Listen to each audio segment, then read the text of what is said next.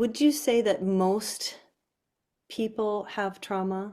Like, I don't know of very many people who've never had trauma in their life, maybe one or two, who've had um, good lives, healthy childhoods and healthy parents and all of that. But it seems to me that the majority of people have trauma and have unprocessed trauma. And there seems to be, do you have a theory or an explanation for what I'm seeing as more and more people having these awakening experiences?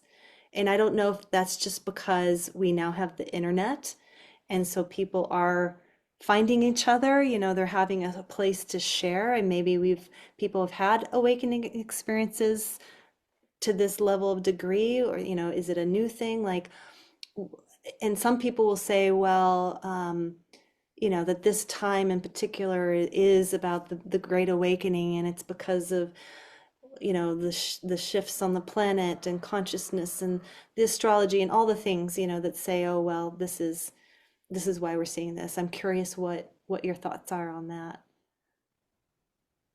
Well, I'm a follower of the Self-Realization Fellowship. And one of the things that I've been thinking about as a result is that the person who gave guidance to Paramahansa Yogananda was very much into what he called the yugas, which are basically timelines that last about 24,000 years. And within that particular timeline, we are moving from a period of time called the Kali Yuga into a period of time which is called Dwapara Yuga.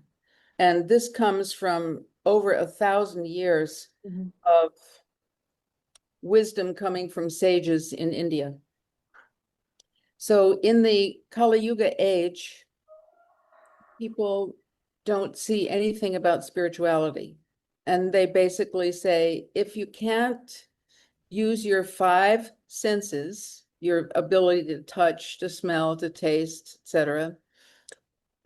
If you can't use your five senses to see and to measure what's in front of you, then it's not real. So that is the Kali Yuga. And a lot of us were brought up in schools that were basically oriented in that Kali Yuga way. Mhm. That is the way to be scientific, is to see that you can measure it with your five senses.